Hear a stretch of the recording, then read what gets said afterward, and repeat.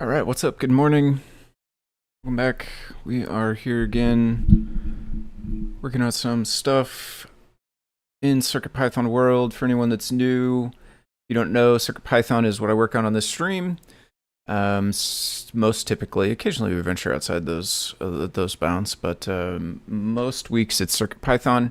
If you don't know what that is, you can learn more at circuitpython.org right here. This is the main website for the project. It's basically a version of Python that runs on tiny computers called microcontrollers. Usually the way it works with these is you plug them into your computer with a USB cable. They show up like a thumb drive. You can edit a Python code file on there. When you save it, the microcontroller will execute the Python code for you. But today we are actually working with one of the other ways that you can do it, which is using the web workflow, which allows you to edit files on that CircuitPython device. Instead of a USB cable showing up like a thumb drive, you can do it using a local web server that runs on the microcontroller. So you can send HTTP requests to it in order to modify those files. So we'll dive into that in a bit. If you want to learn more, the main website here, CircuitPython. Also encourage you to join us in the Discords.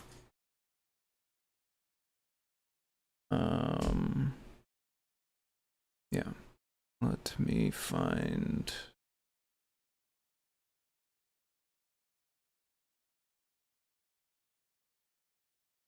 this one. Okay, here we go. We ended up with another window.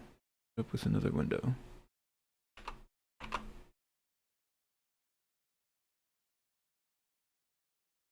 we go. So, what is this? Don't need this.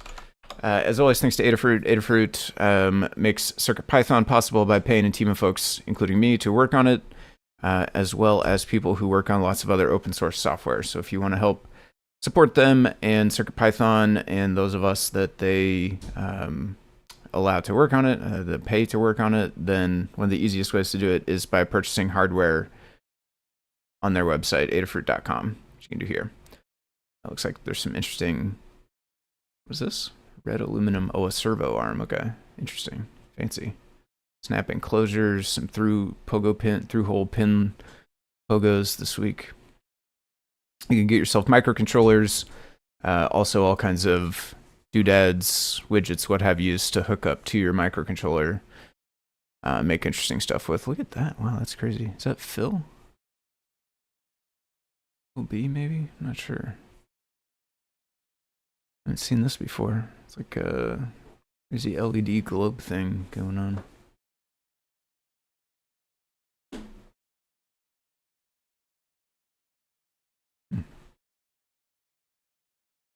Sure which one globe thing is in.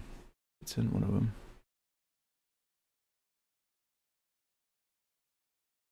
What? I don't know. In any case, not where we're headed today. All right. So, yeah, like I said, web workflow. This is what I'm most interested in, and I am, well, today at least. And I am wanting to give you a sense of the goal here. I'm wanting to recreate the capabilities of this script. This script can run some code on the microcontroller, get back the result, and return it to whatever called this script. In this case, it's built into this agent skill, so it's meant for LLM agent to do it, but it is also just a command line thing. You could run it from the terminal, you could do it from a PyTest script, you could do it from wherever you want, really. One question is, do we want a second one, or do we modify this one to work for both? I think I want another one. Yeah, I think I want another one, otherwise a bunch of the logic in here is going to be like importing stuff that's not necessary for the other kind, or setting up stuff that's not necessary. Yeah, I don't know. I think we want another one. And So this script does two things primarily. It copies a code file to the drive and it connects to the serial port and it reads continuously until it gets a response or gets something printed in there, and then it returns that and finishes. I think there's also keyword end or whatever. Where is it? Is here. So if it sees this come through serial, then it will terminate early. Otherwise, it will wait for however long you specify by the timeout. Defaults to 10 seconds in at least one place. Yeah, there as well. So it will, it's kind of like a code runner essentially, right? It can take your code file from your computer, run it, send it to the device, get the results of running it.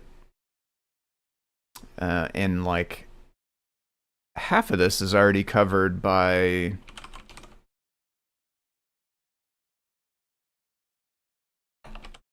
this tool that comes with Circup. Circup actually comes with a second thing called www shell. Does not appear in the documentation anywhere, which is kind of interesting. Why does it not appear in the documentation? I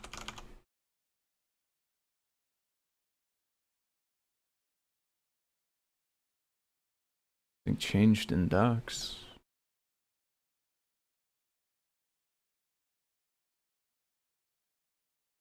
Anyway, www shell is a script that lets you push and pull files. It's like, is the MicroPython one that does this? GitHub is in this state where it's never actually going to load. But it's moving the bar like it matters, even though it doesn't. It's a nice touch.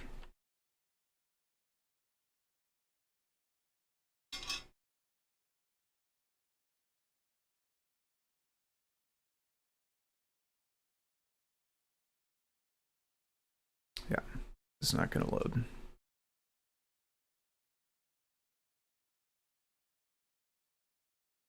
It's going to get to the end and then just stop.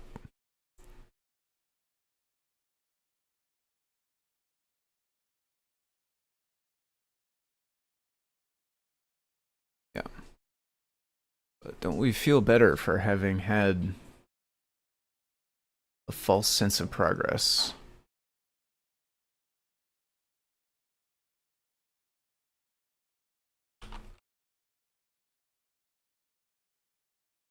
Why was this modified?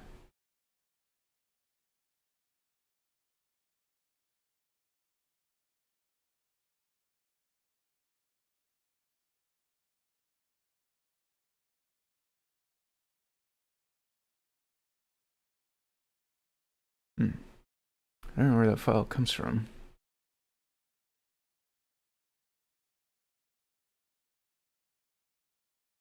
This file. But it's not, is it working? I mean, if it were working, we would have found this.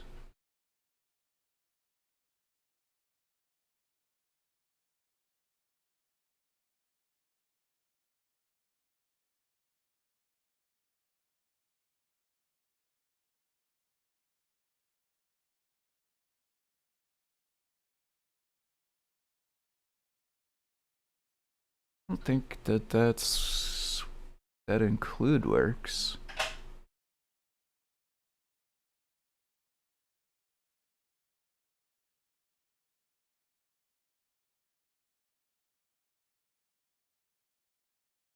This is docs. So it should include its own README. Then it should include contributing. And then API.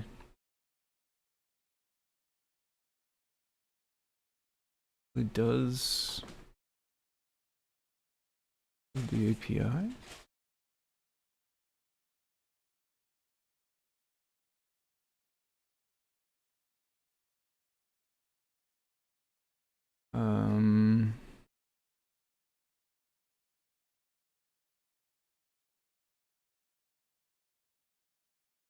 Where's the end of its own README?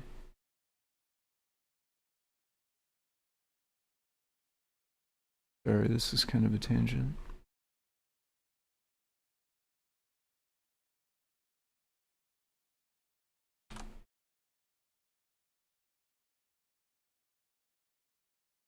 Okay, so it includes this.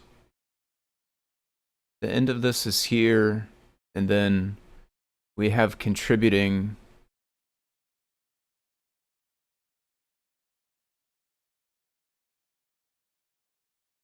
But this didn't work. Huh.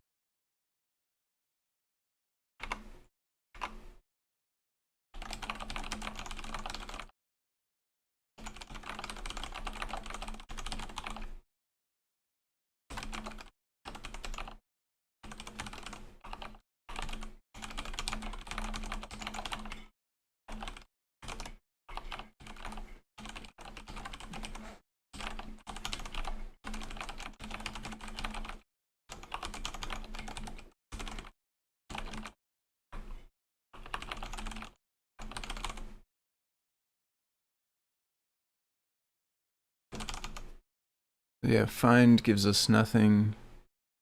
Okay.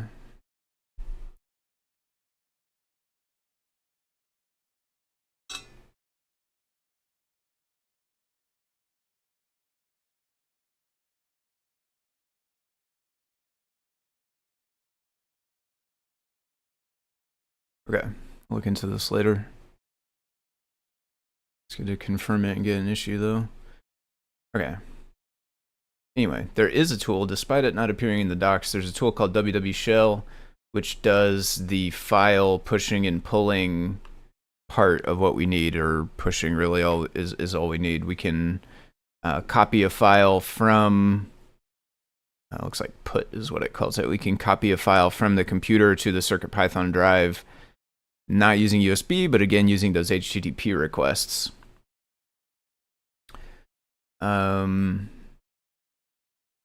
So the other half of this we need is the serial connection, which in USB happens over USB serial, like CDC or whatever. With web workflow, this happens over web sockets, I believe.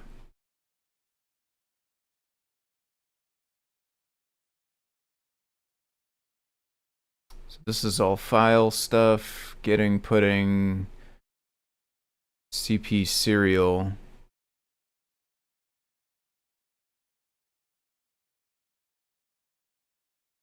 With, so, yeah, see WebSockets, this should be linked. WebSocket. Here it is, okay.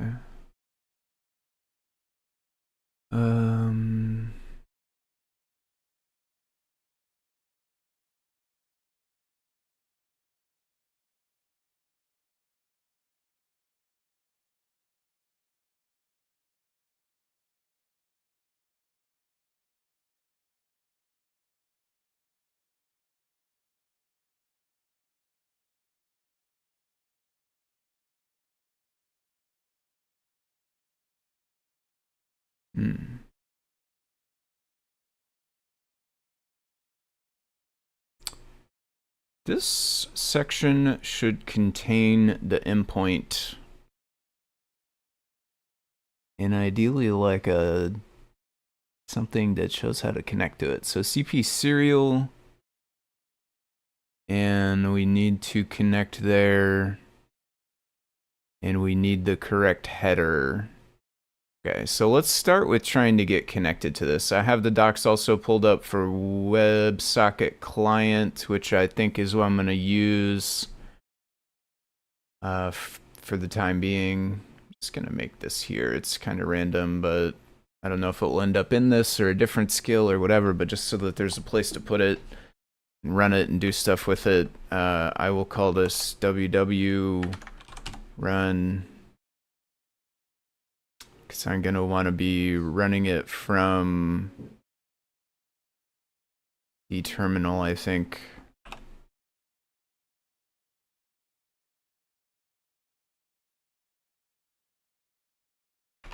And I am going to start with this.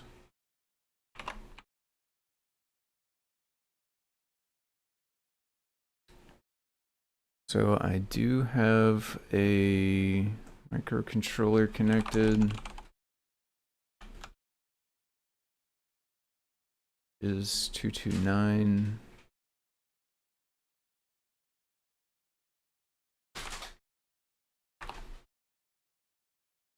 I think it's actually port 80, so then it would be serial, but then if you send it a GET request, but that's a different protocol. You send it a GET request without upgrade socket. Otherwise, the socket is upgraded. Interesting. But you have to use a different protocol, I thought, for WebSocket.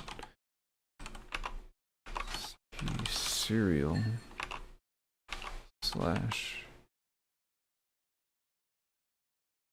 So this is saying receive. This is an example, I think, of what it would have received. Because this was in the terminal or whatever, right? This was like a REPL example. But there's not a script example. Oh well. Okay, so right now I have thought did not save it, I guess.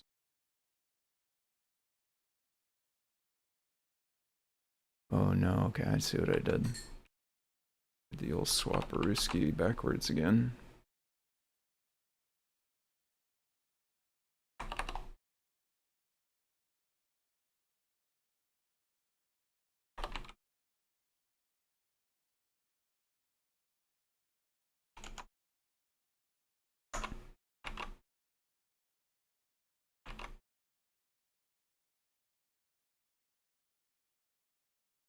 Alright, we don't really want to send anything yet.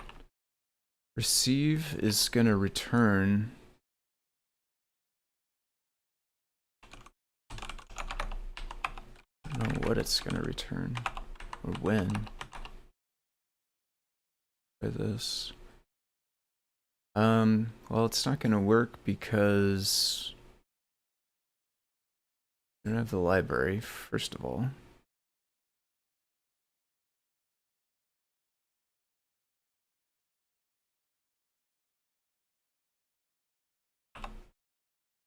But also, it shouldn't work because we don't have the header.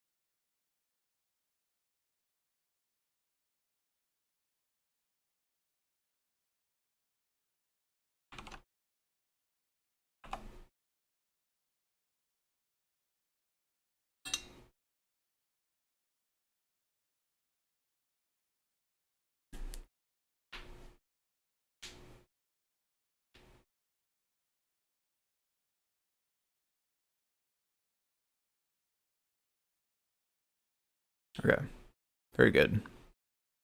So we need to figure out how to add a header to this, actually. And also we need to figure out the right header to add, but one step at a time.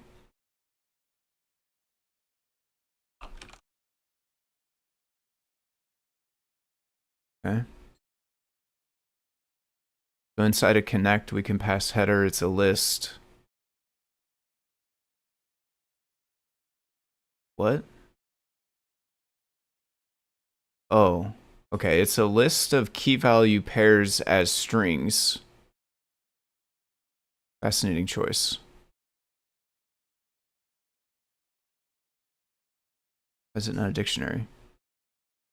Nobody knows. I guess because you can have multiples of the same one, but I don't know if that's defined for what the browser will do. Anyway, doesn't matter. Header. Headers? Header. Okay. Now we need to figure out what to put, though. It needs to be... Boy, I'm going to have to, like, get... You know, the easiest way to do this, actually, is just going to be to steal it from the browser.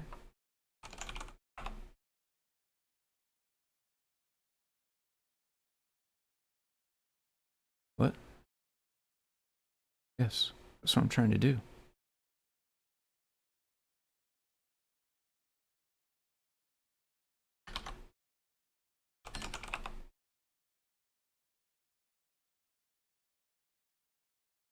Huh. That's so.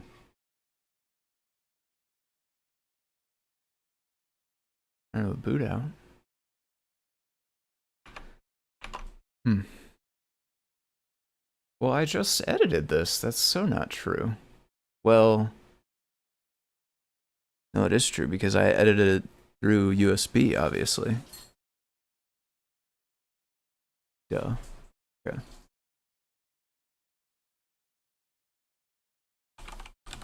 We make a boot pie. We want the storage the other way. Which is, I never remember how. This is how I remember how. Let's go to this page, and I remember this page tells you how. Storage.read only, we want remount read only equals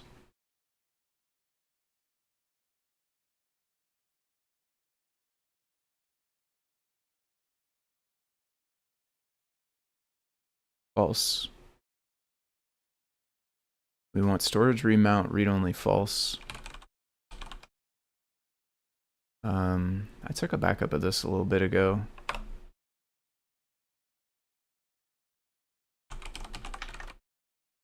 Path, probably just slash.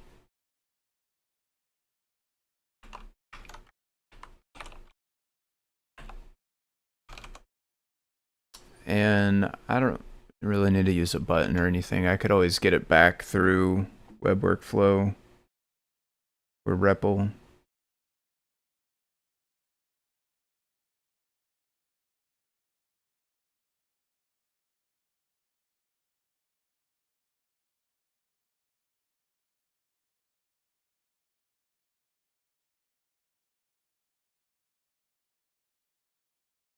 Just freaked out now because I rebooted.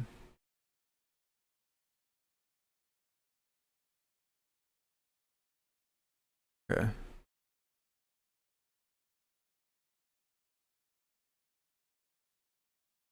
So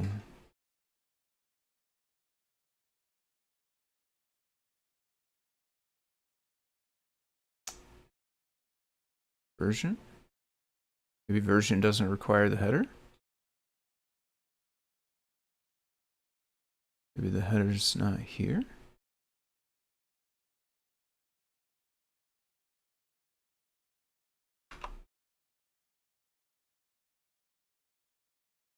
What?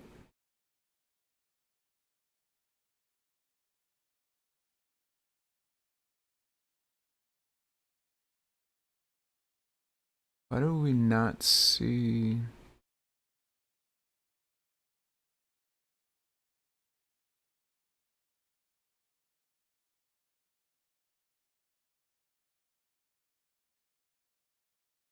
Why does this fetch version so often, for one thing?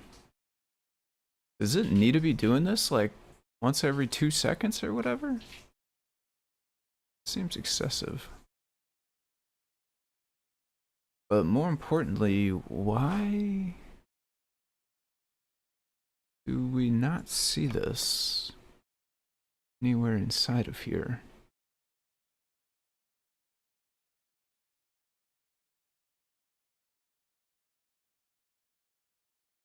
That's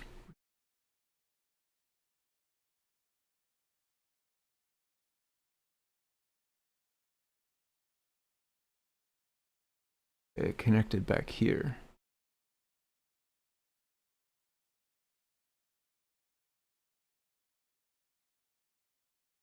Okay, here we go.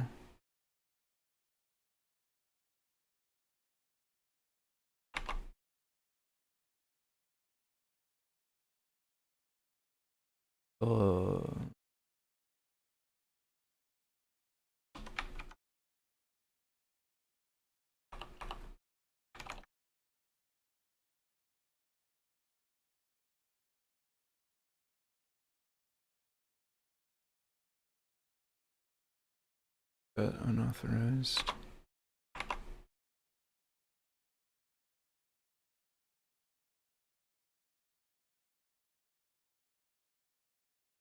Oh, I think we need this actually. This is different. I don't even know what this is for. I think this came from something else. Honestly. Maybe that gets returned after? I don't even think we need this.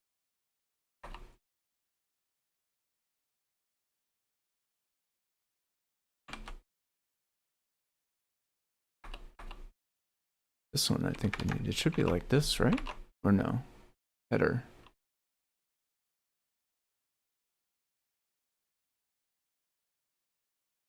Yeah, I'm just saying copy.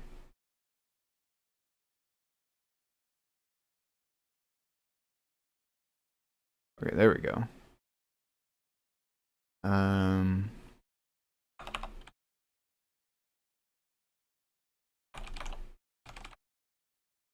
Or let's do it time-based, I guess. That's how it's going to be anyway.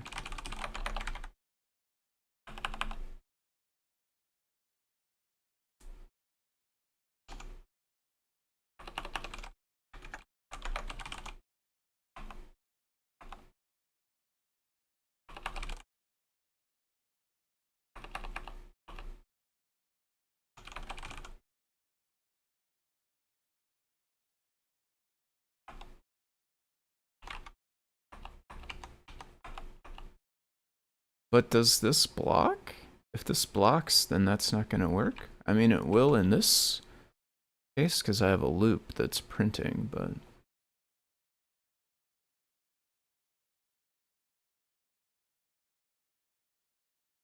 What's up, Yano? Nice to see you, my friend. Why is this mad? Connection was lost. Maybe it...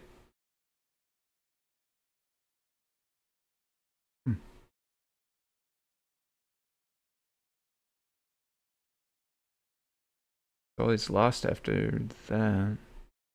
Oh no, this time it printed another thing. Maybe it did the first time also. No, this time it stopped. Oh, we're only allowed to have one. Yeah. We're like getting kicked in and out of this one.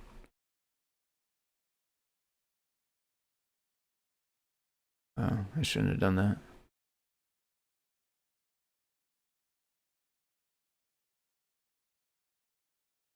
Okay, here we go. Why is there so many spaces and why is it wrong?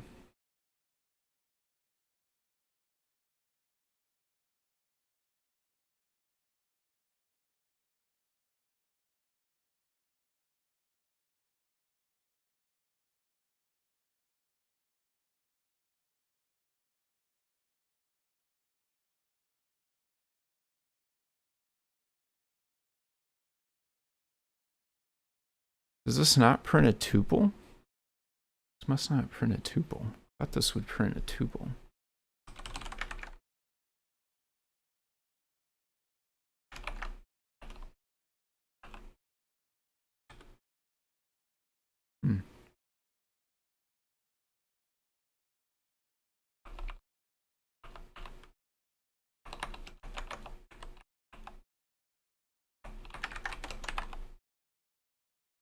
What?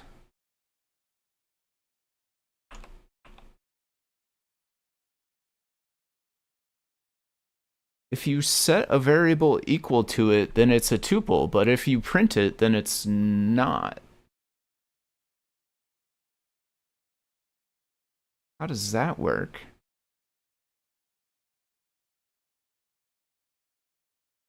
I can't even type this, can I? Because this will change it. Doesn't have a type because it's not one thing. It's not one thing. Okay, that's weird. I didn't know that. I thought that would make a tuple. Still though, we have way too much space. Right? Why don't we have like a whole new line? We have a bunch of new lines actually. Does this time out? Right, maybe we should do this.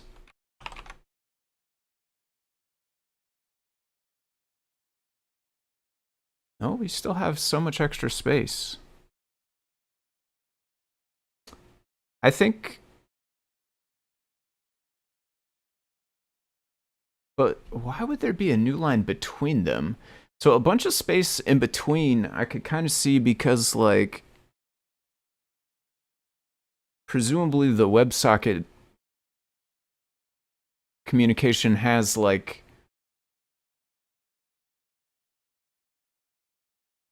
you know, new line control, what is it? New return feed, new line at the end, like /n/r. I am working on ultimately I want the functionality of this script right here, which is inside. There's a repo on GitHub, Adafruit Agent Skills, and then CircuitPython Runner is inside there. This is a script that CircuitPython Runner skill uses. Basically, this script, this one's made for USB. It lets you push a code file onto a microcontroller to run it. It will restart it and run it for you. And it will connect over serial and it will get the output of whatever that code file prints. And then it will return that to whatever called this command line script. And then in this case, it's packaged together as a skill for an LLM. But like by itself, it's just kind of a runner. You could do this in PyTest or without an LLM or whatever. It's just a thing that pushes the code, runs it, gets the output from it. And I am trying to implement one using web workflow. Specifically, I'm working on the serial part right now. So web workflow provides this WebSocket where you can connect to get the serial, same stuff that you would get over the USB. WebSocket, web workflow also provides all the APIs to edit files and stuff. But that stuff's already implemented in this other thing, www shell. But the serial part is not implemented in a command line thing. It's implemented in like code.circuitpython.org and stuff. But so that is where we're at. I think I am confused though about why this is getting back a string or bytes. A little confused about why we're getting so many extra new lines and stuff. Because here, okay, we should not, so this is already magic to me. I really already don't understand what this is doing. We should not use this. In fact, we should just use formatting where I'm slightly more, I can't change it though because of, we made it read-only.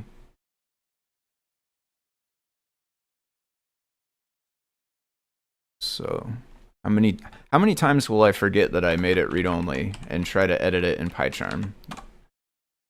What's the over-under on that? All right, save this. Here we go. Prints. It looks basically the same, but I think this might have been either two spaces or a tab or something. I don't know. But see here, we're getting like clean I colon space number new line next line. All good. Why is F12 doing nothing? Here we go. There's WebSockets.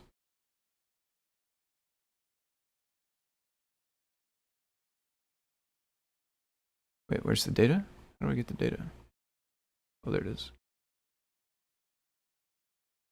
Huh. I mean, on this side, in the browser, it's coming in as single line. I mean, there are extra lines in between. So there is extra, but I suspect that might be like /r/n. But the actual I colon space number, that's coming through fine.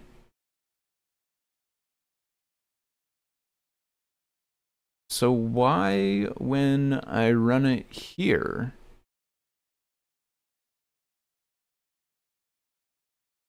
Now it's working. Okay, that magic thing. Whatever that comma did added a new line over here. What is that comma? That is insane. I gotta stop printing stuff that way. That's so weird.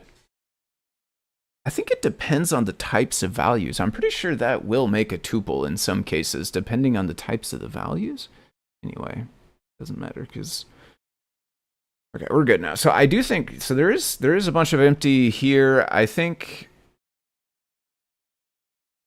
I mean, is this... It must be a string, otherwise it would have printed bytes.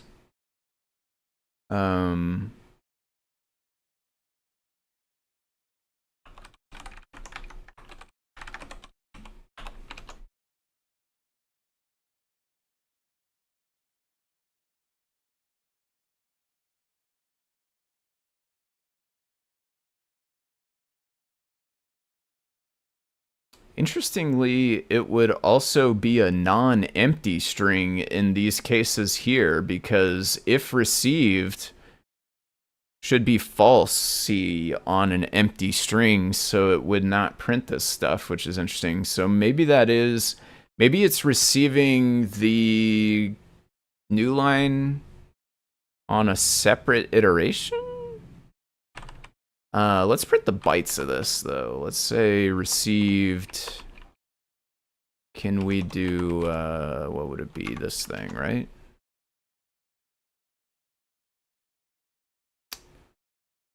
Sure. Truth is, I don't know which one I meant. I want the one that will convert my string to bytes. Okay, yeah, totally. We're getting 3 responses independently in 3 different receive calls. The actual output, and then it totally is carriage return new line. So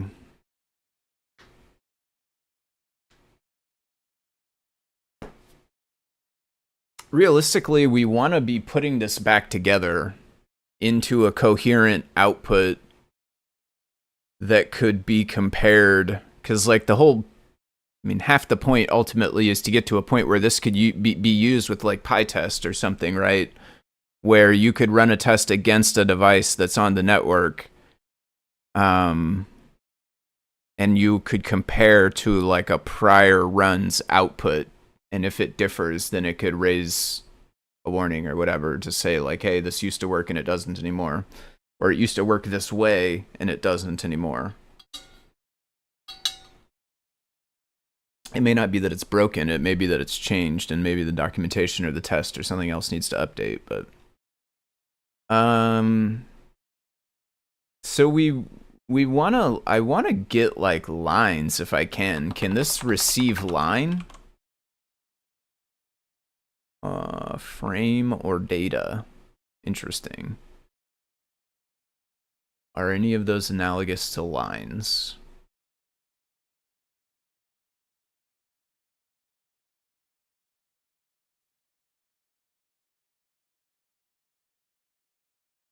The truth is, I don't know the underlying protocol that well. I don't know what's a control frame data, really. I don't know what that means.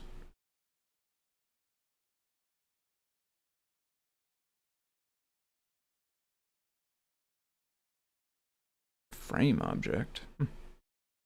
None of those really are line though.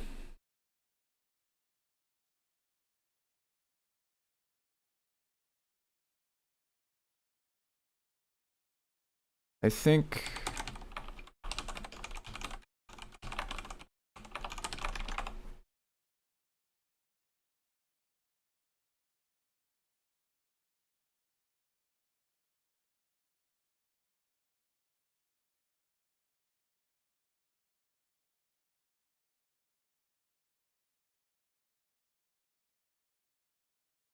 that was unhelpful.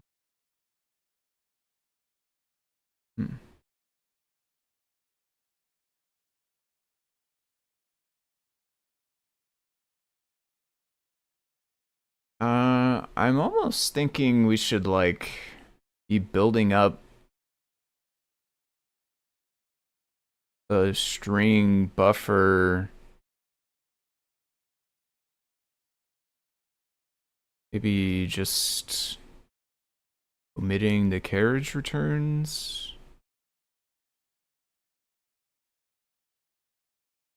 So what if we did output buffer? It's a string. Strings are immutable. We're actually just gonna be making new strings all the time. That's fine. I'm okay with that. Receive. I should put this back. So we received this. We're gonna go output buffer plus equals received. Actually, what we're gonna do is inside of here plus equals received, and we're also gonna say if and received does not equal R. I actually want the new lines, I think. Yeah, I think I want the new lines. We don't need to do that. So then what we'll do is we'll listen for the whole time, and then we'll print the output buffer at the end. So we get no output until the very end.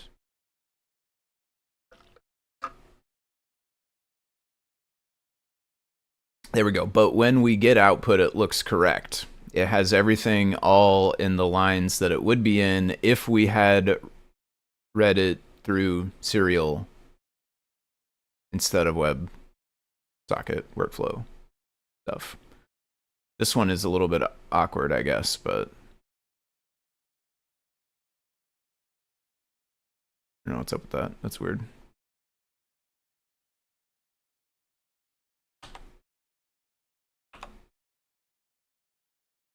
Seem to recall serial read lines uses serial up to R to print, then it applies the new line to prepare for the new print row. New print row. You may need to manually add an extra R in to signal that there's no new line following. No, why would I want AI viewers? That makes no sense, friend. Why are you doing this? You should have something better to do with your time than spam this on Twitch. Who wants AI viewers? It makes no sense. What am I going to do with AI viewers? Sorry. Okay. Let's see. Or do the same thing in opposite. Read until you see the R before printing. Oh, we could print one line at a time? That's true. We could do that. Output. So let's do this differently. Let's say received line buffer. And we will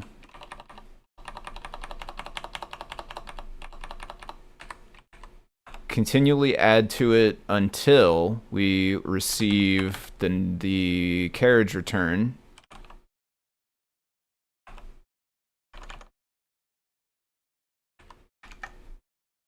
So one thing is, though, we're going to receive the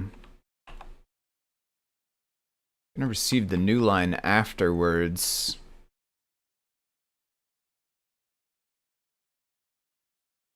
But we could just ignore it. Hopefully it will always come after a carriage return. Well.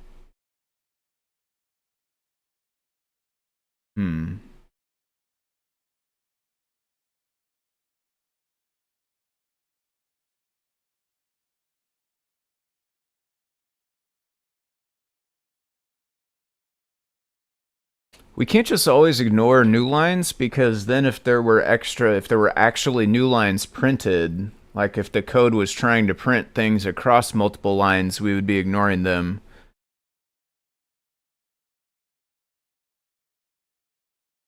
Of course, it might be inserting carriage returns in that case too, I'm not sure. We kind of have to check 2 in a row. We have to like have the previous one.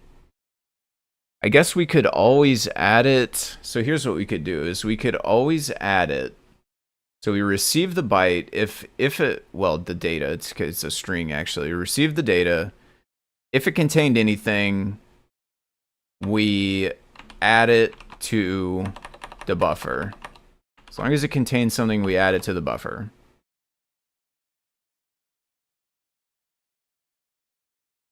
And then if the buffer ends with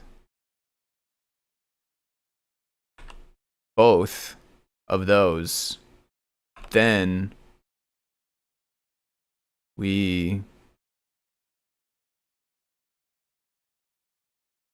that's going to remove the last one, isn't it? Remove the last one? That's going to remove the last one. Really, I want to remove the last 2.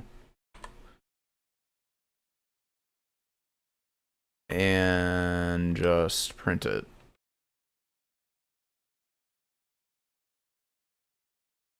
And then set it back to empty.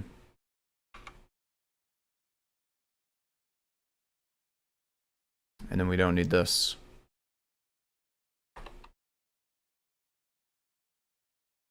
And now we get to see stuff as it comes instead of having to wait to the end. Which is cool, because I think that's how the serial one works. Anyway, I think it prints as it goes. And we would want that anyway, because ultimately we're going to have that logic for the end early stuff. There's a thing that we can do.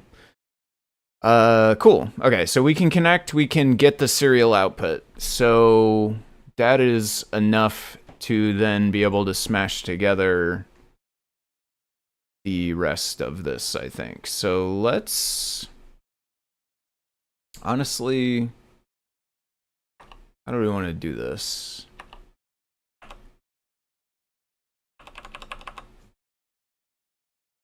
I think let's call this www test for now. And then let's change www run to start with all of this and just rip out serial and plunk in WebSocket.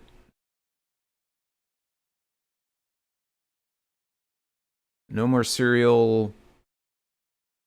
Util we're not going to need, because I think that's being used for copying files. We'll find out once we get into it. So send control. This is just accepting control codes like Control C and Control D for being able to start the program again. Because what this will actually do is it will Control C a few times to go to REPL, then it will copy the code, and then it will Control D to run the code to make sure that it gets a clean sort of single pass run through and doesn't contain output from the previous one and doesn't contain the like reloading output stuff or whatever. In this case, though, it's going to be a WebSocket object.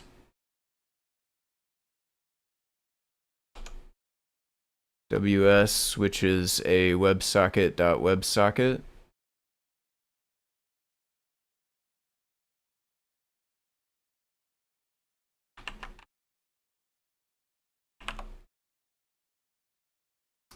The rest is the same, except I don't think it's write and flush. I think it's send. Maybe it is actually write, I'm not sure. Send. No, it is send. There's a send. And there is a send bytes. And there is a send binary. which is seemingly very similar, except doesn't take a byte array. There's a send close. Send close. I didn't know you could send close from the other side. Will that tell the other side to close? I didn't know that was a thing in WebSocket.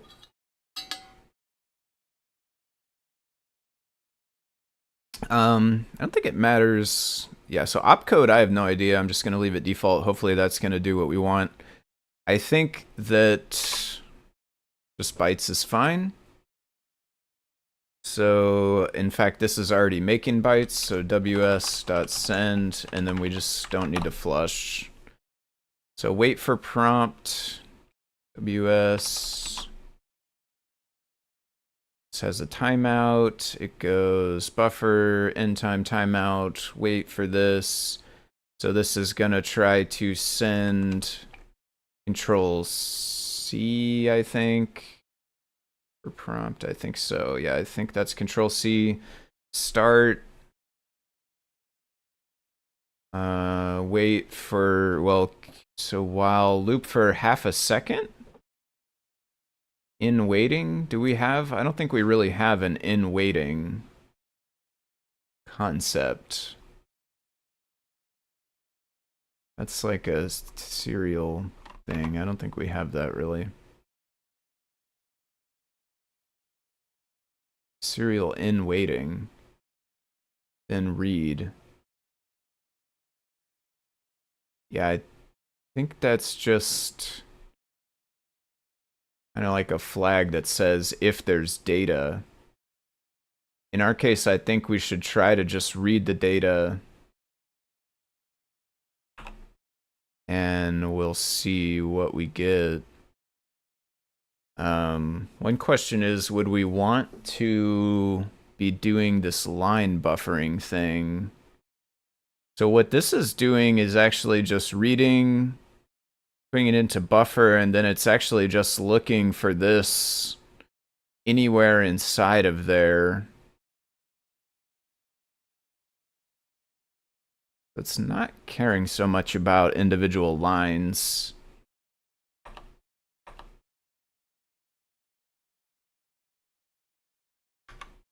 We would go data receive.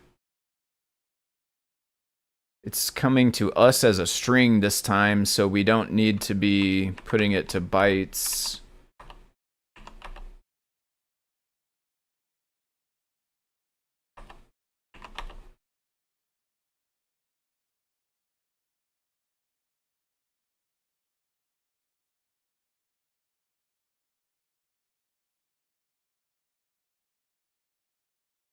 Okay, I think that should work.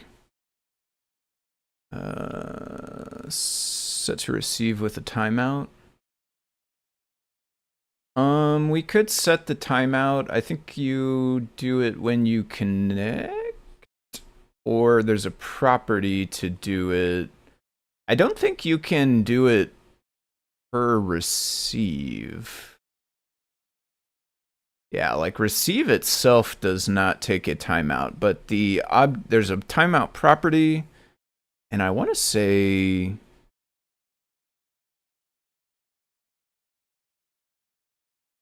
yeah, when you connect, you could timeout as well. So what we'll do is, so this is set up to argparse and get a timeout from the command line. So what I'll do is when we get to the point where we're connecting, which will be down in main somewhere, I'll set the timeout equal to the one we got from argparse. And then the rest of these get passed through. So if you do pass it in, it will override all of this stuff. And it should automatically handle here. I guess it'll raise an exception or something. Not sure what would. I mean, in this case, it should never really should time out, because Control C should get us into the. It should get to this. But yeah, I do think the timeout will work for us once we get to there and actually open it, connect it rather. So read for duration. Still here? It is. Okay. All right. So marker.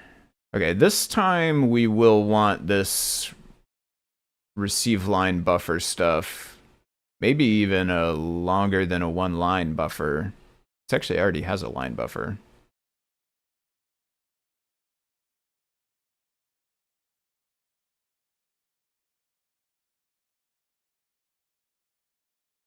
But this only returns. Not returning.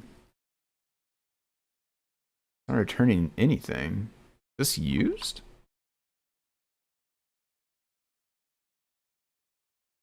Huh. I guess, well, it doesn't return because it just prints. It has the side effect of printing. That's fair, I guess. Which is what we want, in fact, because we want it to be printing as data comes in, not waiting until the end like we saw a minute ago. Okay, yeah, that's good. So we got a line buffer. We don't need this thing. Let's put all of these back. Oh, wait, hold on. What is this? Oh, if in, so this was here. Oh, maybe we don't need that one. Was this like this too? We don't need this. No. This one waited no matter what. This did not have an else. I'm not sure we actually need it, but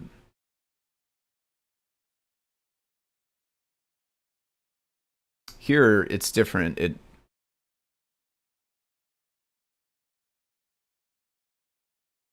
has an else.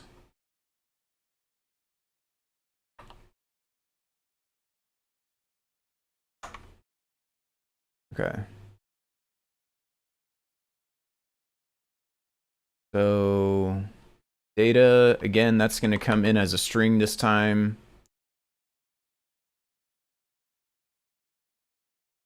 I assume. Maybe if it contained bytes, but I mean, it's, yeah, I don't know. I think it's going to be a string.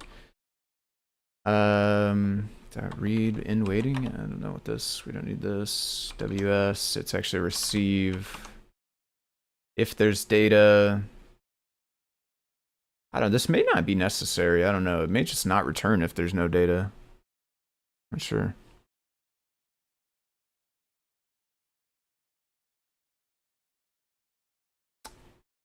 If not started, buffer plus equals data, marker index, try to find it. If it's not found, if it is found, then set started to true, set the start position, set the remaining. If there's any remaining, then print it and add it to the line buffer.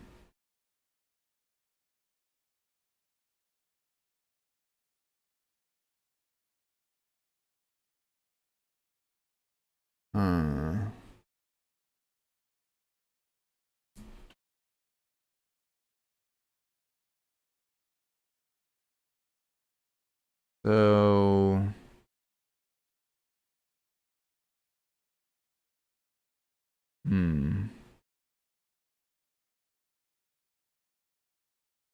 why do we need this whole started thing?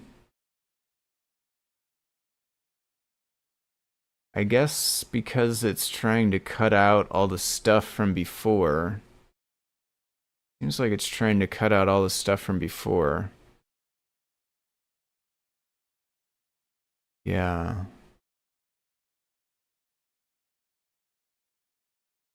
Okay. But we need to...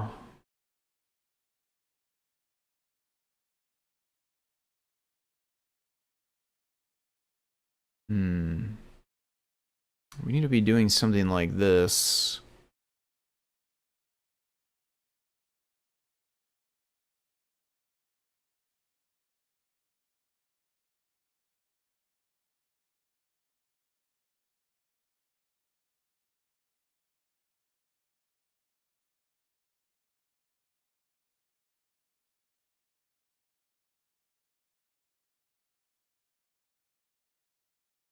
I'm gonna leave it for now because I really gotta see what it's gonna do. I can't visualize all the way what it's gonna do to write the code to make it do what I want it to do because I don't know what it is going to do. Here is main, so file port. So unfortunate that port for USBs and port for HTTP port are both the word port. Well, actually, you can change it in settings, Tommel, though. If you're restarting serial, there'd be a REPL banner printed out first. It's trying, yeah, totally. And also this part too. It skips as well, I think. But I'm not sure how it meshes together with the new line buffering thing we're doing here.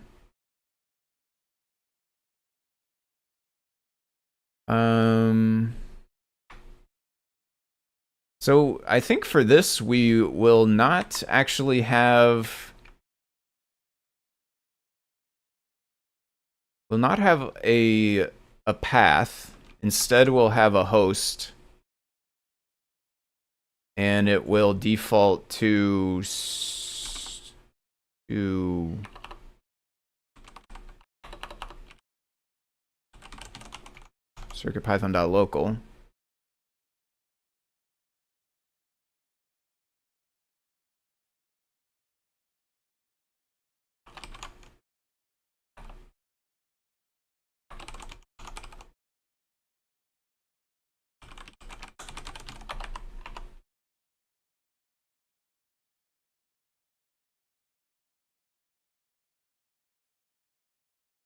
Okay. So let's just try some of the serial stuff first. Let's get it to where we can run it and not worry about copying the file, but just try. Initially buffer. So it does that? Does it? Yeah, it does that.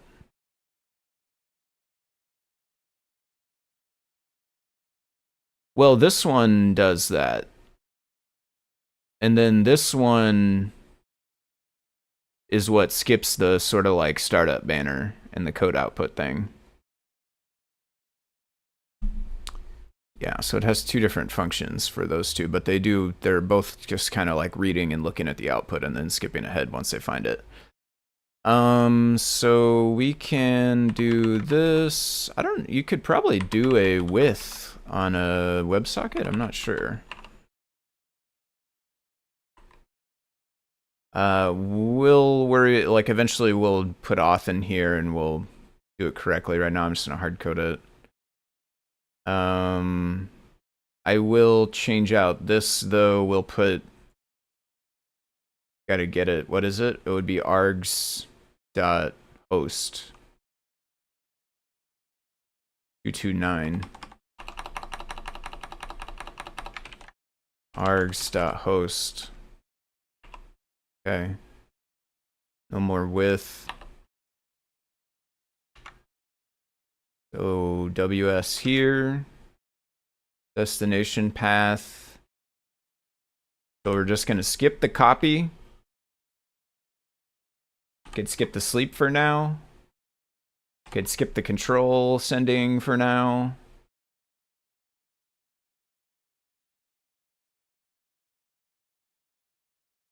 And we'll do read for duration and we'll see what happens.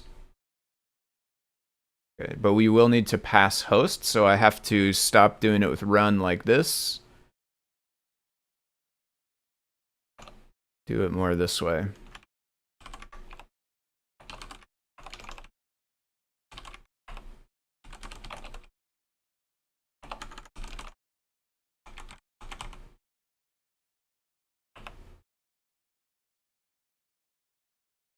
.py.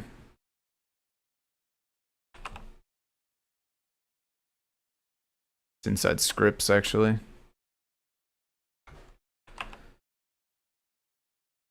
File name is required.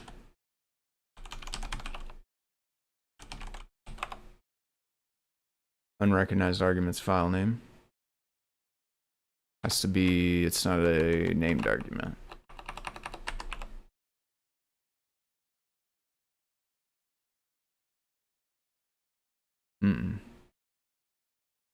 Oh, am I connected? I'm connected here. Oh, does that matter? No, that doesn't matter. I can be connected here. right? Yeah, I can be connected here. I can't be connected in the browser though. Just disconnected, so that should be fine. Not receive. All right, let's see if this is getting anything.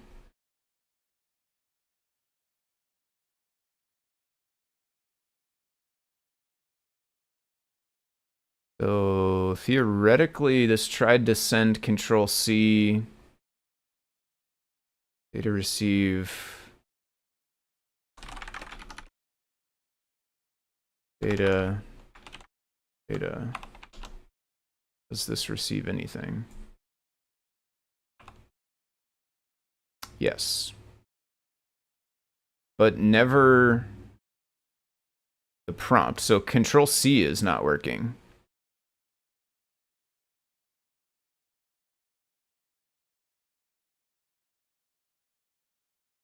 Interesting.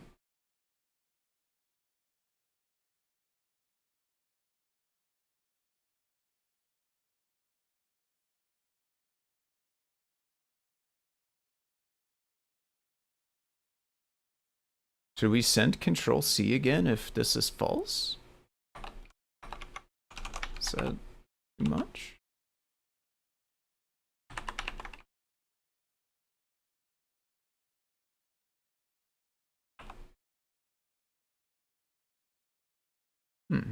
That's not actually working.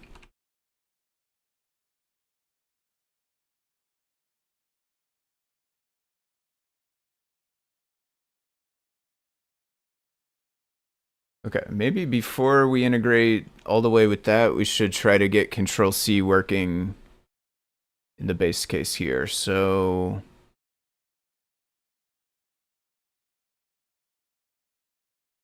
what if we tried to connect?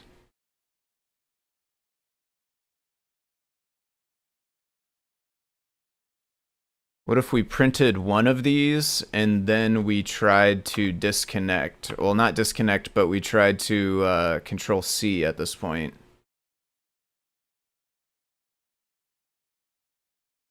Which theoretically is doing this, but that's encoding? Maybe we well, but yeah, no, we want that because it took bytes.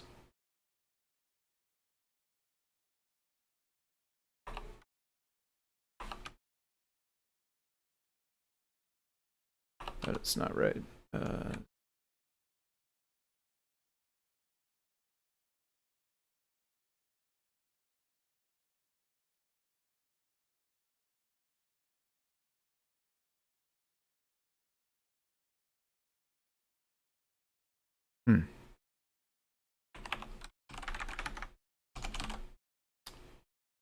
Maybe we need the new line? Maybe we need the new line. Yeah, it says sending. Maybe we need new line. Or both, even.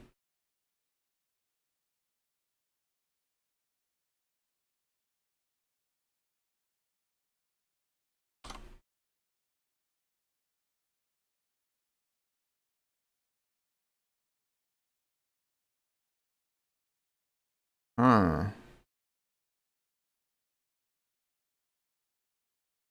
Okay, let's look here.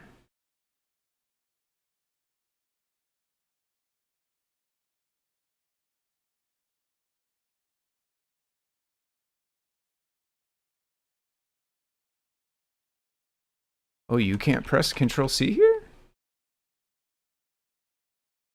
So really? I really thought you could Control C and Control D in there. So halt, I think, would do it?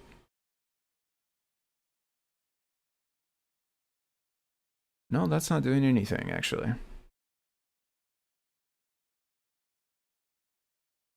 Well, it's spamming a lot of stuff, actually. It is spamming a lot of stuff. 0x03. It is totally, that's super tiny, but that's a 03. But it's just not working. I wonder if this is wonky because it's connected here. I'm gonna disconnect.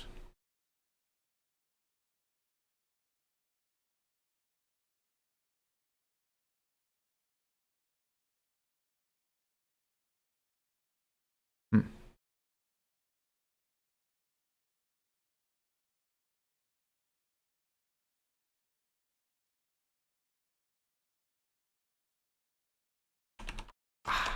That's so weird.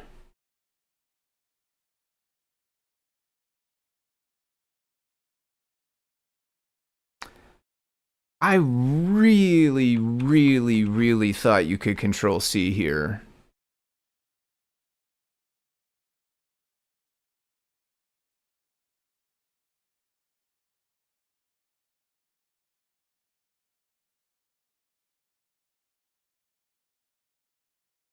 I mean, this is definitely trying to send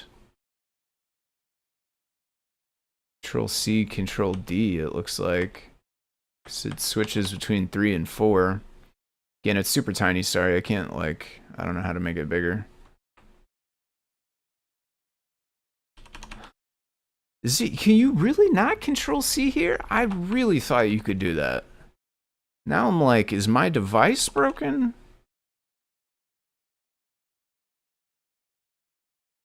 Ah.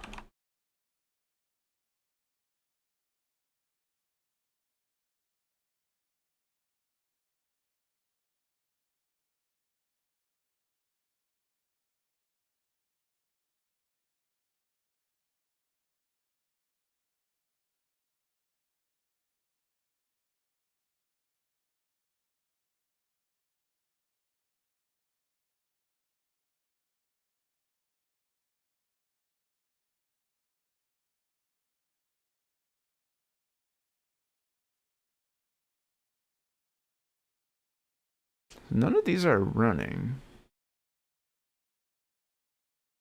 Theoretically. Yeah, none of these are running.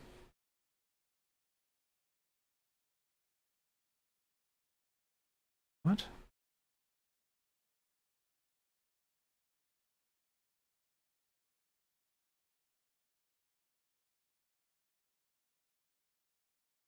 I really just don't believe that. I don't believe that. I don't think that's true. I really, really, really think you can use Control C in there. Um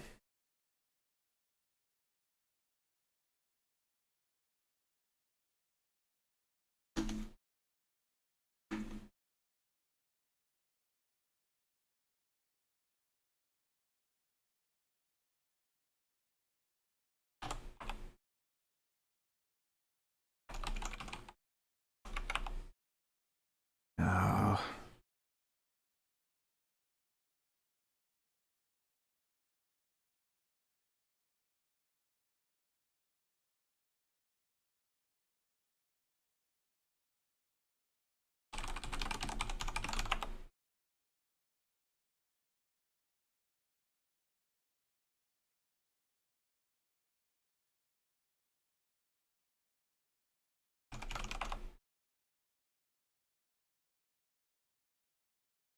Okay, you totally can Control C.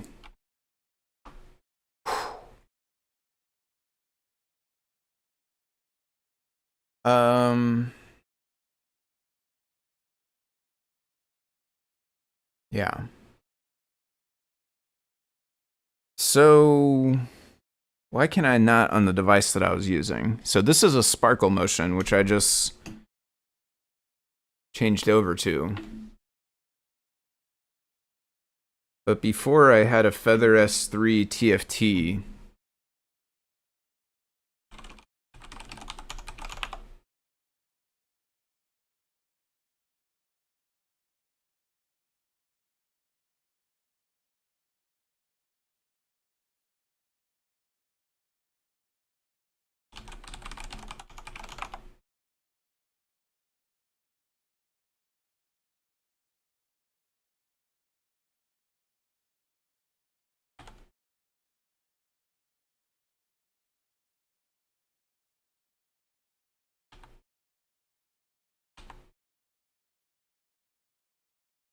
It shouldn't be because it's not running.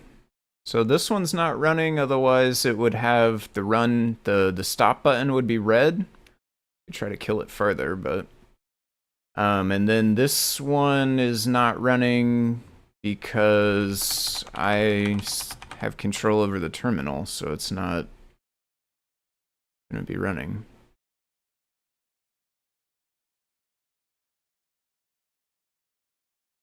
And then I don't think I had any other instances.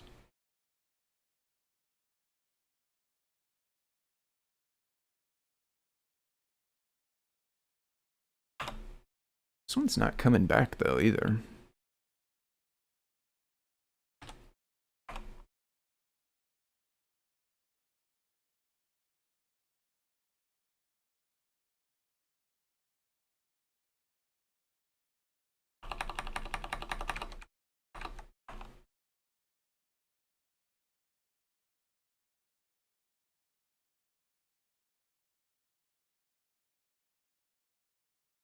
Now it's working fine.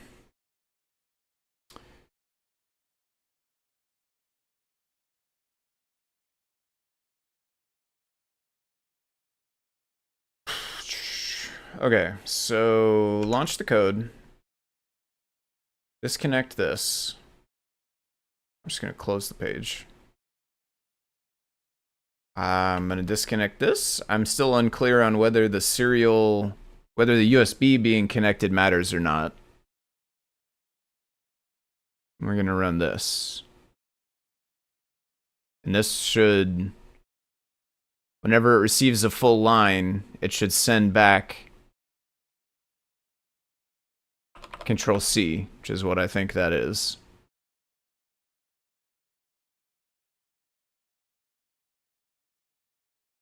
Okay.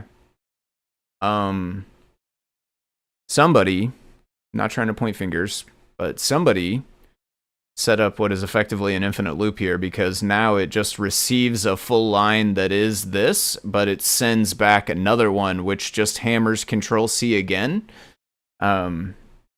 which ironically kind of mimics my behavior of just smashing Control C, so maybe that's a subconscious thing. But it is totally working this time. So this code is kind of silly in that it does just infinitely, well, not infinite because there's a timeout, but just smash Control C over and over based on the way this logic works. But theoretically now, this one should be able to work. So let's try that. ww run.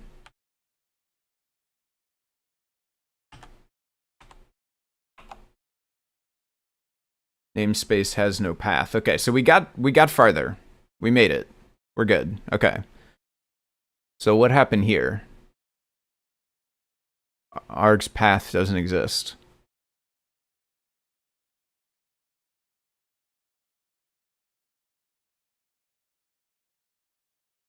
Path. Yeah. Fair enough. Why was that there? Does this one have path? It does. I changed it. It no longer has path. Alright, that's fine. Oh, okay. That's printing. Yeah, I see. We're just always going to go to root, because most of the, like, this is basically always writing CodePy, which means it's always writing to the root of CircuitPy. So I have no need. I was thinking, like, do I need to put this back in order to make it so you can specify a subdirectory? I don't think I do, because I don't think I care about subdirectories. I think I'm always writing to code.py in the root of CircuitPy. This was just printing for fun, for debugging, basically. Then this was copying the file, which is commented out for now. This was running the code by sending Control D, and then this would read for duration. So if everything is working, this should restart my iPrinting script and read it for 10 seconds and print out the results.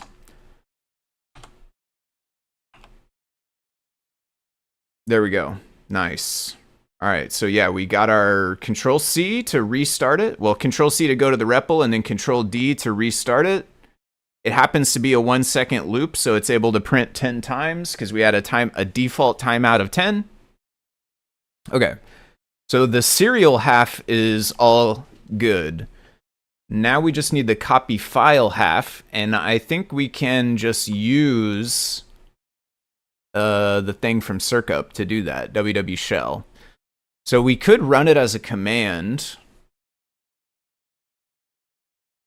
but it's also, it is a Python module, so I think we could just import it and use it programmatically. Oh, I don't know how off the top of my head. There's too many things.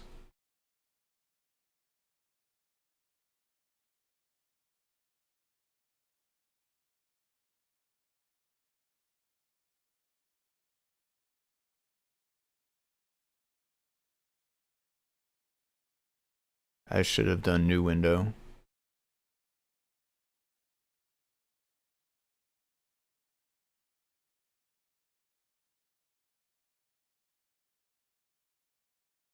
Okay, so I think I should be able to do something like from circup.ww shell import commands dot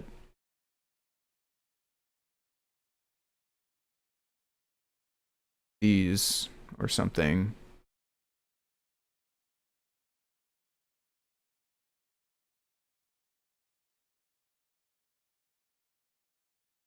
How to call click CLI Python click CLI functions programmatically.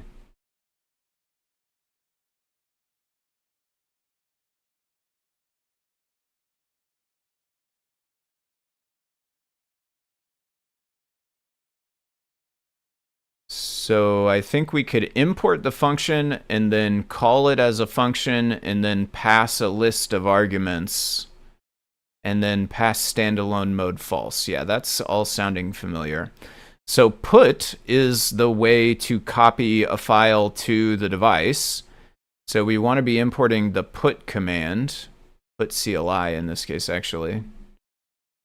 www run. So I think we could go from circup.ww shell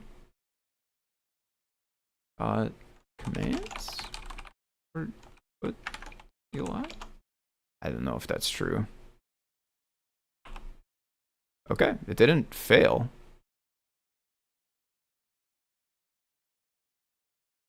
This went a little wild, but that's fine. It eventually made it to here, and the fact that, well, we are still printing. Eventually I'll take out that print, and then we would have not printed any of this stuff until here, which would have meant we would have got clean output, which is exactly what we want.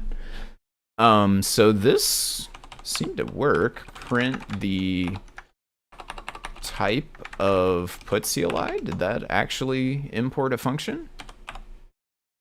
Command? Command is probably a function. I'll take that.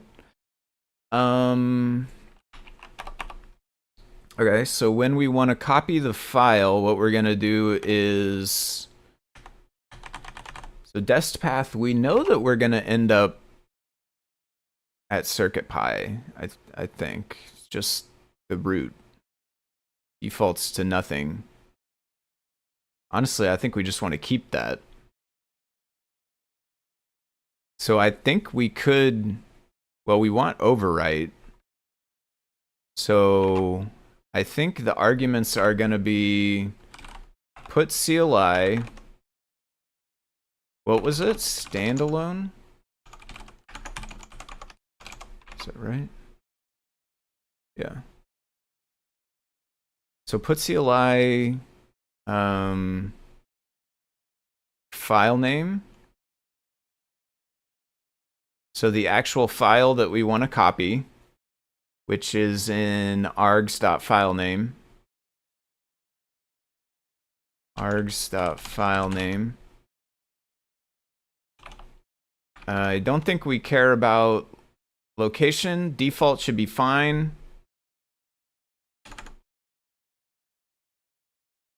Overwrite, because we definitely want to overwrite. And I am going to grab a copy of this. Put it randomly inside of here so we can use it for testing. It's not pasting.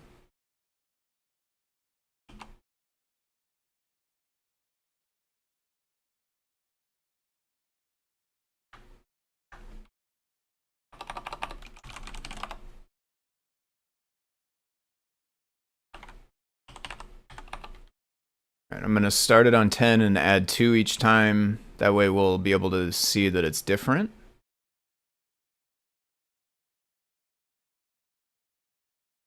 All right, so this would do put CLI, which should write the file as code. Oh, we do actually need location because we want it to be CodePy. Not sure if we need the slash or not.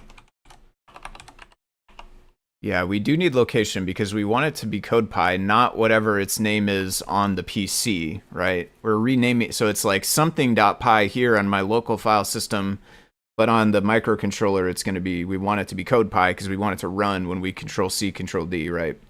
All right, so do that. Sleep for 3 seconds for good luck.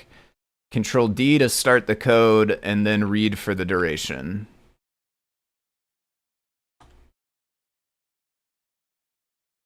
Here goes nothing. Untyped, not subscriptable. File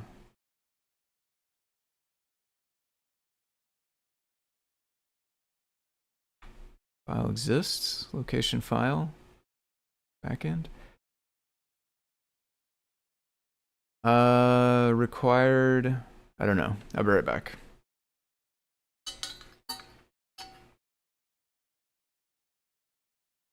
Backend.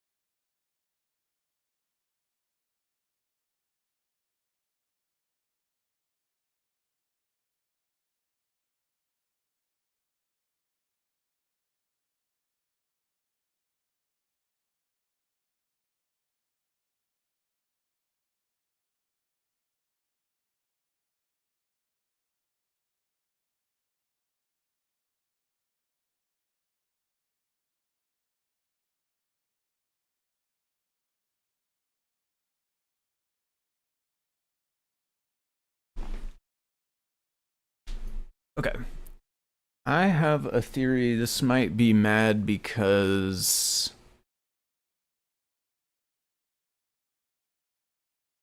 I'm not sure this is gonna work, basically.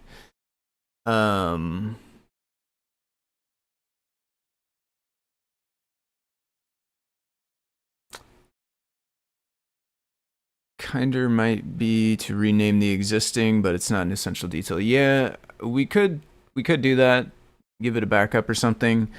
But the problem is, I imagine using this in a PyTest where it's going to be like, for instance, running 10 different code pies one after another. So if it creates a backup of the code that was there before, and then it does the next one, it's going to overwrite the backup of the code that was there before, or it could have like n backups, right? It could create 10 backups, or it could try to create infinite backups or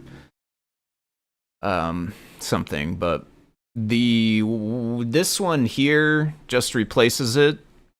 And what I would do is make them both behave the same. So if we want some kind of backup, which I'm not opposed to, we could have it in the USB one as well.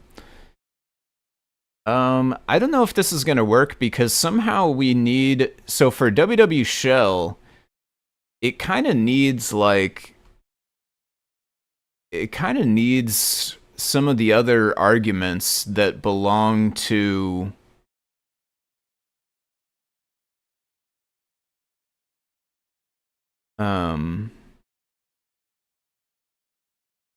Circa, basically, right? It pretty much needs like the host and the password in this case, because it needs to know how to find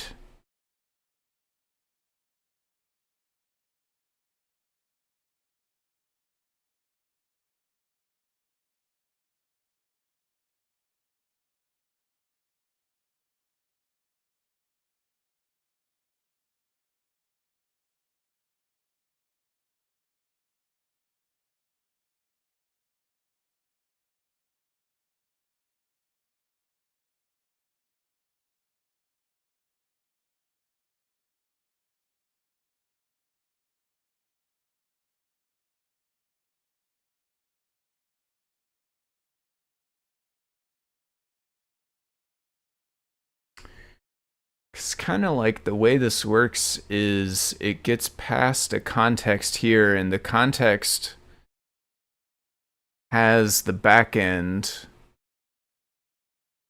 Well, it creates a backend. Web backend. Maybe I should just create this directly.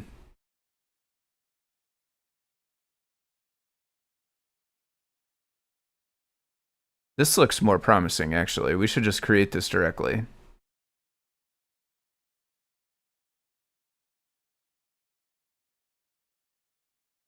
So there's, yeah, upload file.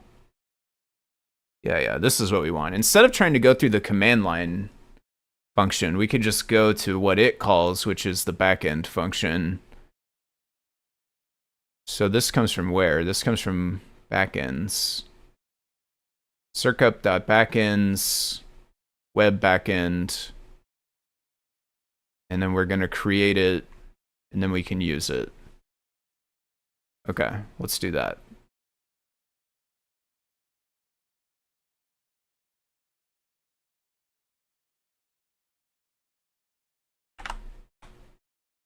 So from Circup backends, import web backend. Takes host port, password, logger, timeout. I don't know what version override does.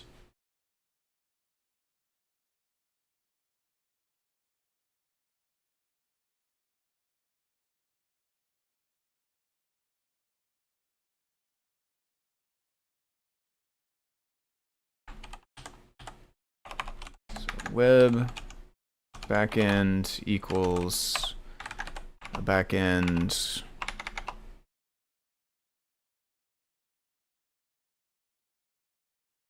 host port password logger. I have to make a logger or something. Host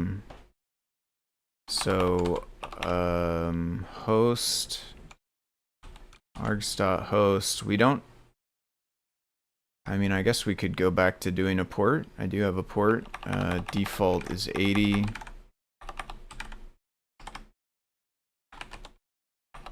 Web. What is it? An HTTP port? I'm not sure what those are. Technically speaking, I think that's probably right. Maybe, I don't know. Okay, host port. It's what was it? Password after that, I think. Yeah, and this one actually wants the password in plain text. I'm going to eventually change this to where it can use, I mean, you're going to pass the password on the command line, ultimately. Same way you do for Circup. Or you can use an environment variable. I'll make it support the same environment variable that Circup does. For right now, though, I'm going to do the bad thing, which is just put the password for this device here. And then it was, what else? Timeout. Defaults to 10. So we actually should have args.timeout. Why does my Alt tab never take me to where I want it to? I ask you. Okay, yeah, version override. I don't know what that does, so that's fine. All right, so then web backend, we should be able to say upload file, right?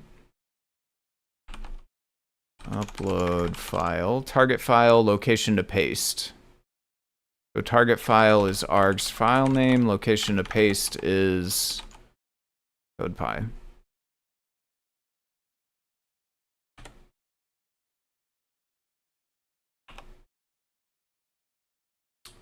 Namespace has no namespace?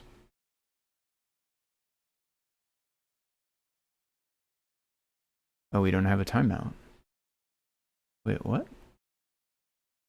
Oh, it's duration. It's duration. Duration.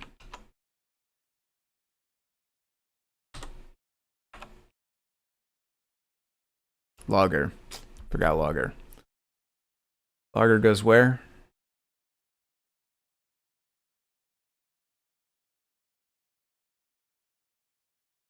After password before timeout. And what does it do? Like, what is it, what does this one do? Where does it come from? Logger get logger name, set level info. Seems fine.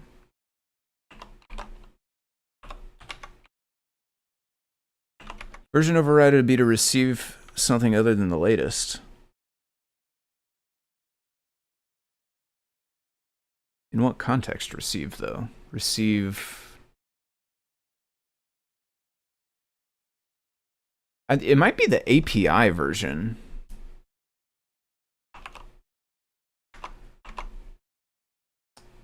Because I think at one point there was a revision of the web workflow API, and some of them might have changed.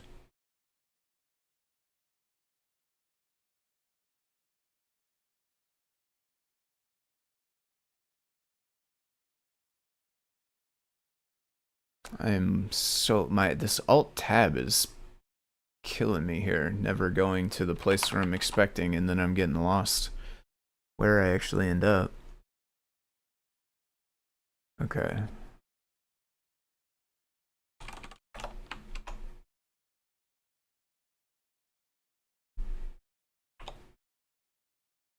File not found something.py. Oh, I need to be inside of here. I've been doing this Band-Aid long enough. Hey, okay, we went to the terminal, or I mean, we went to the REPL. Oh, but it didn't work. It went to the REPL and it control D'd, so that part worked, but the upload file did not complete successfully.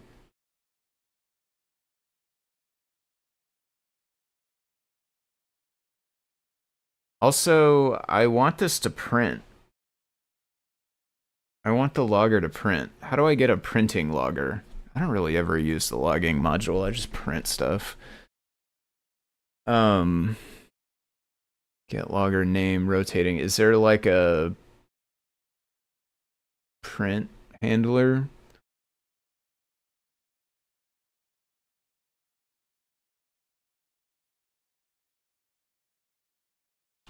Python logging print handler.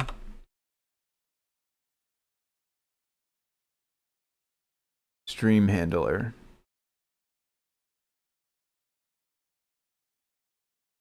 What is, so we need to make a handler and then attach it to root, which is the logger.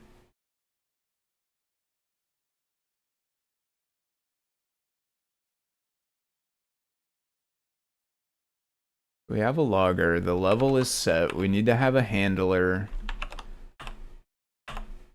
And then we want to set the handler on the logger. I don't care about formatting just now currently. Set what is it? Set handler? Add handler. Because you can have multiple handlers. Handler. Should tell us that it failed or something.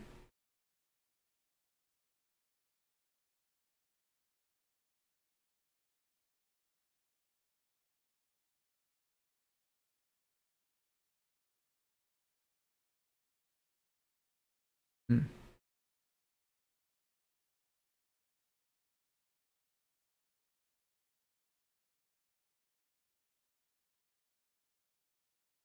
Hmm.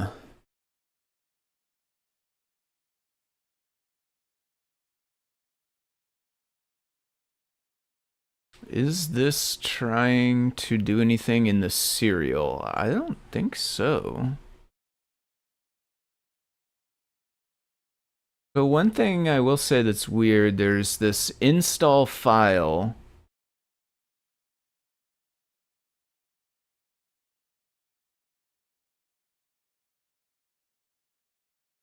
But there's also copy file.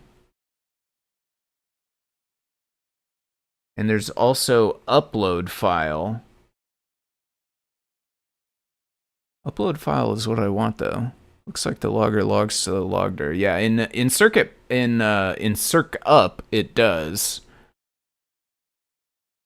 But I am circumventing it because I'm not actually using all of this stuff. This is just what circup does, but I'm getting the backend directly. And now I've given it my own logger here.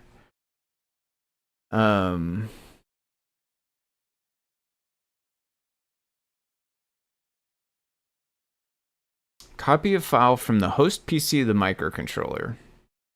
That sounds like it would do what we want. And that's calling install file, presumably, because it will check to see that it's not a directory.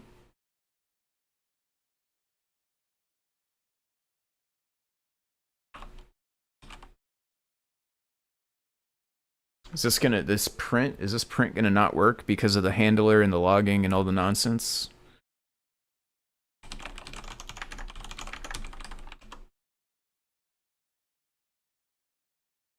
And I guess the other thing is we don't know if this is what's installed. It's probably not what's installed.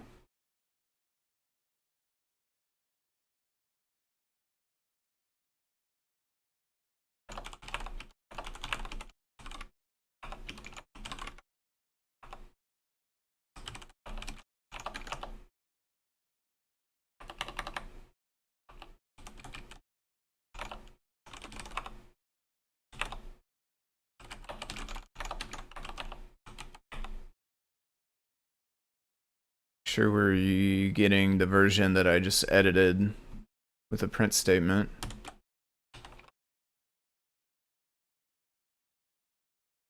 Okay.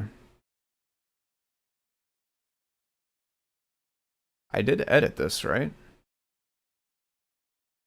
I did edit this. This should start on 10. It should be printing that. Should be going by 2s.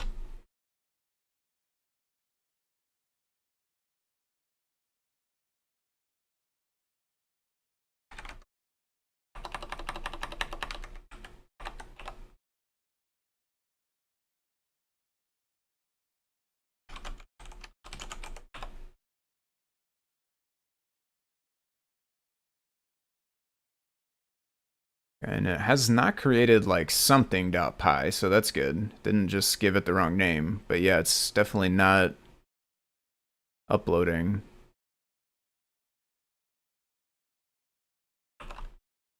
Why does this just not do anything?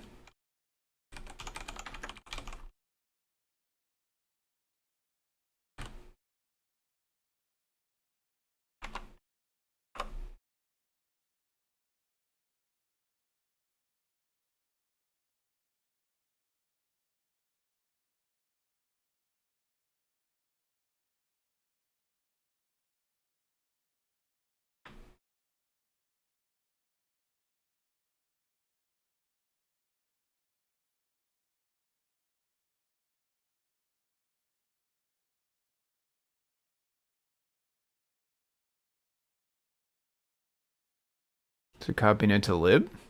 I mean, we're passing the location though. Was there code.something.py? Check.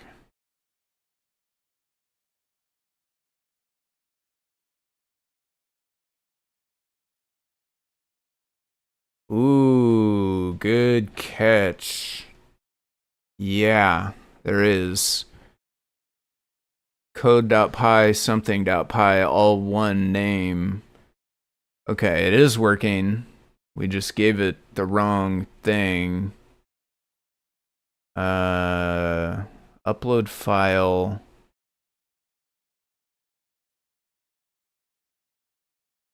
So I think you can't do this. I can't rename it this way.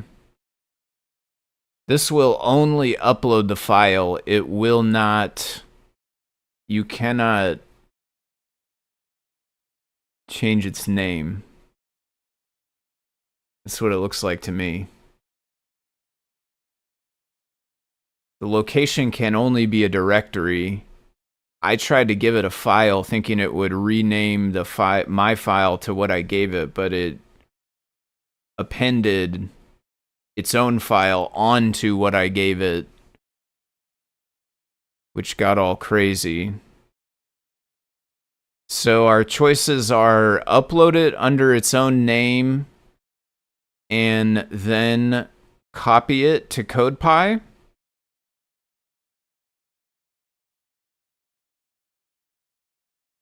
Or option B, we rename it to CodePy and then we upload it and then we delete it if it was not originally named CodePy.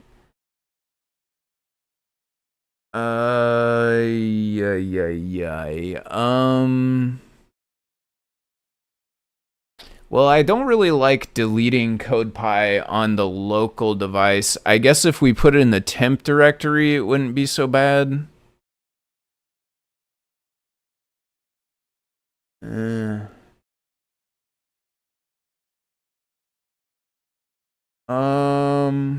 Boy, I kind of want to go to the back end and change it so that it can rename.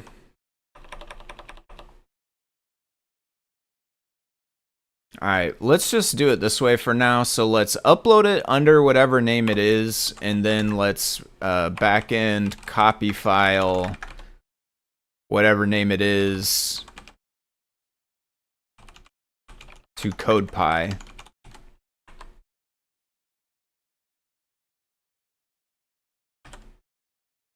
I need to disconnect. Oops.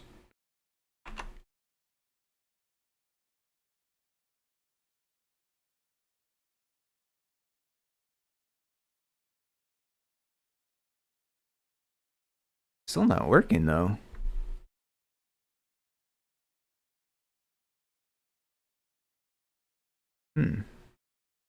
It took longer, so it presumably did more than it did last time. I should have deleted this. Oh, okay, so now there is something. And it contains the right content. But the copy did not work.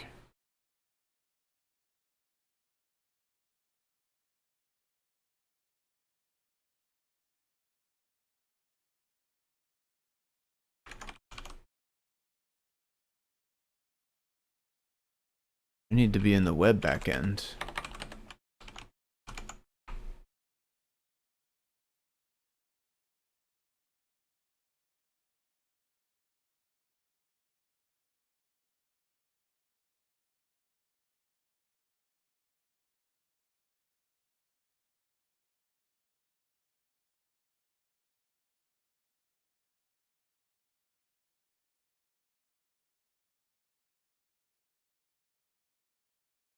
No, this is also copying from the computer to the microcontroller. This is not copying from the microcontroller to itself. Why does this exist?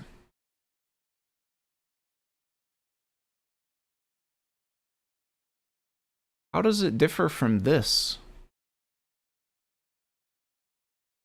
I don't think it does. It's literally the same code, is it? Has a print statement in it now, but I just put that here. This is the same code.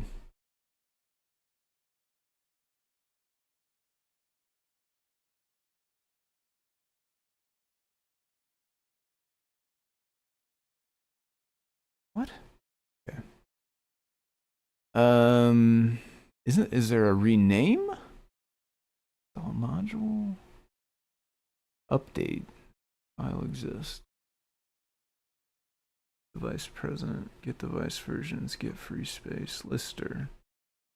No rename. Is there no rename in the API? Rename? Move. That's for a directory.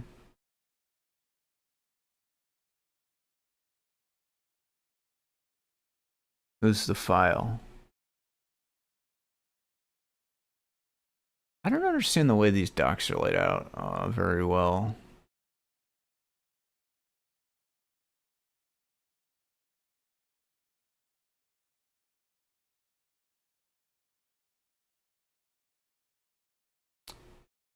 Okay. So there is a move. I'll have to wrap my head back around the way these docs work. I'm kind of... It says move.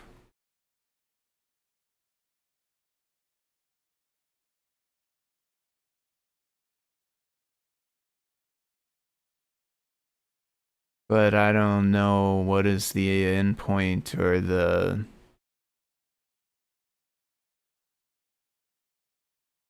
Or like... Well, is it a get...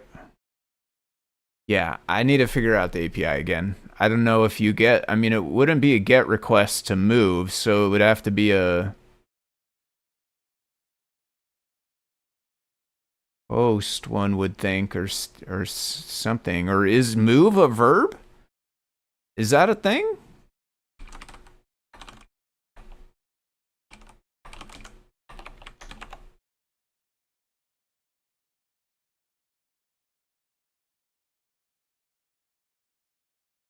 Okay. Huh. So it's not part of HTTP, but it is a thing. Interesting. Okay, I never knew that. So that's like sending, anyway. Web backend, it would be good if web backend had a move or a rename or something. Because then we could do what I'm trying to do. It doesn't, so we can't. So we really don't have much of a choice other than we have to, for now at the very least, we have to copy that file, whatever comes in as CodePy. So if args.filename is not code.py, annoying thing is we also need shutil because of that. Shutil copy file args.filename destination. I want to use like temp, right?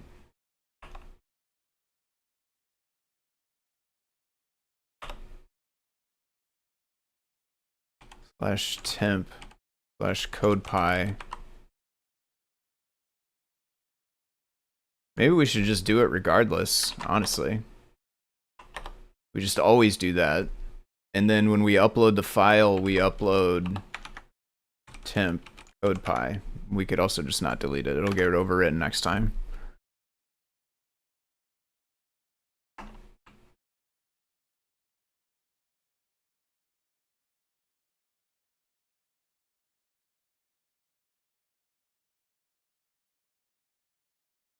What happened to my terminal?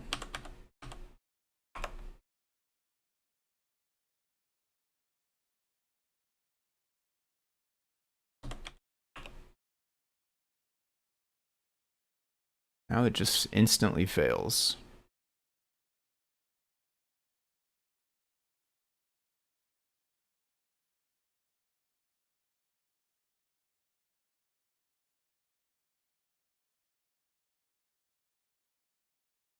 Okay.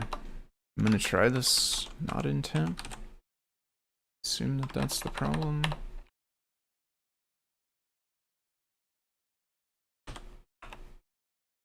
No, still just always fails now. Awesome.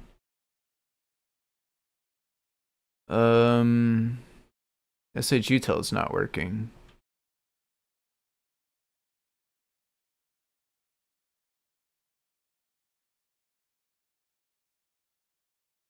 It's returning early for some reason.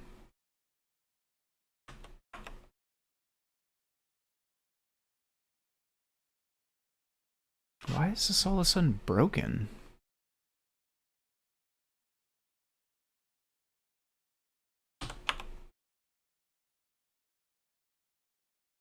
Oh, am I connected over here? Shoot.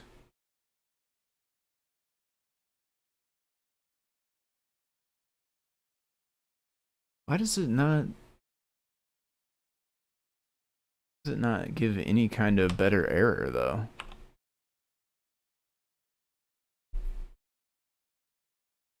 There we go. Okay. So, yeah, that does not like having temp prepended. So we need to do something about that, basically. I'm kind of surprised. Well, no, this was always just failing because it was... Yeah, never mind. This was always just failing because it was running in the other tab.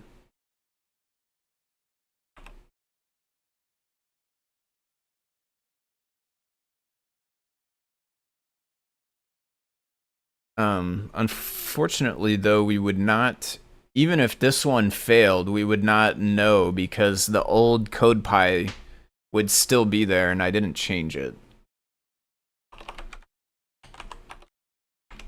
So let's change that.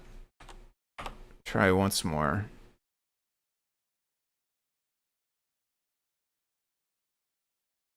Nice. Okay, very good.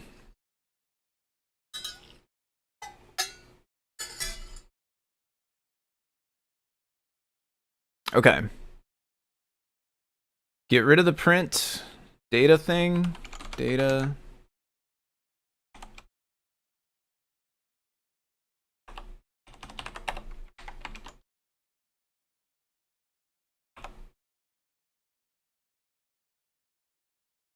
I'll get rid of this as well after file upload, and then what we'll be left with is we run the command, we get the output from that file.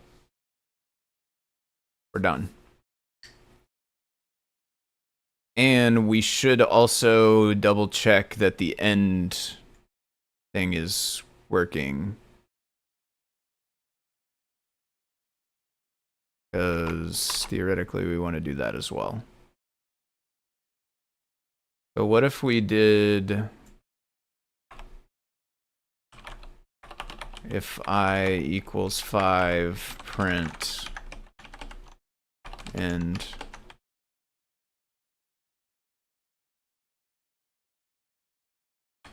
should return early instead of going all the way to 10.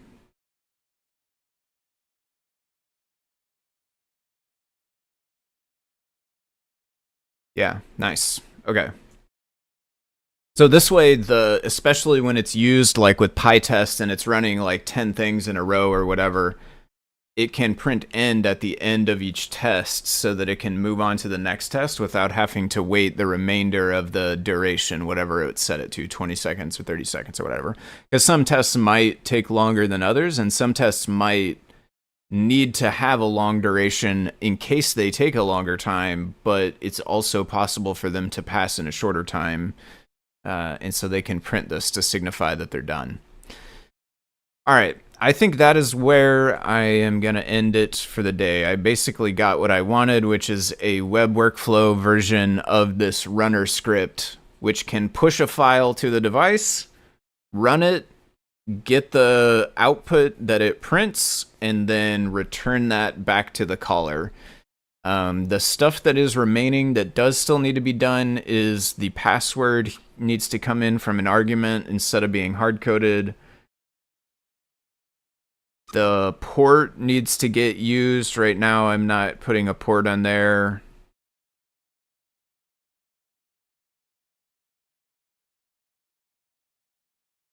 I think those are the only two things that come to mind. It's possible there's more, but those are the two that come to mind. And then once those changes are made, this will pretty much be analogous to the serial one, which will mean that we'll be able to do tests on a device that's on the network rather than it having to be tethered by a USB, which I think will be cool.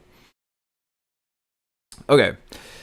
I think, like I said, though, that's going to do it for the day. So I will wrap it up here. I should be back on Tuesday over on the Adafruit channel if folks want to watch some more CircuitPython stuff. I will be there Tuesday morning, 10 a.m. Central Time. I think I will be back next week on Saturday. So I usually stream here on my channel Saturday mornings, 10 a.m. Central Time. So I think I'll be back on the 30th. But that will be probably the last one for a couple of weeks. I'll have to look back at the dates. I don't remember all the dates for sure. But basically, Scott's going to be gone a couple of weeks in June. And I'm going to be doing deep dives on Friday. And so when I do them on Friday, I will not do my stream on Saturday. If that makes any sense. So a couple of weeks coming up in June, I'll be doing Friday deep dives and no Saturday streams. But then once those are done, I'll be back to Saturday streams. All right. Take it easy, everyone. I hope y'all have a good rest of your day, good rest of your weekend. I will see you next time. So long, farewell. Thanks for watching.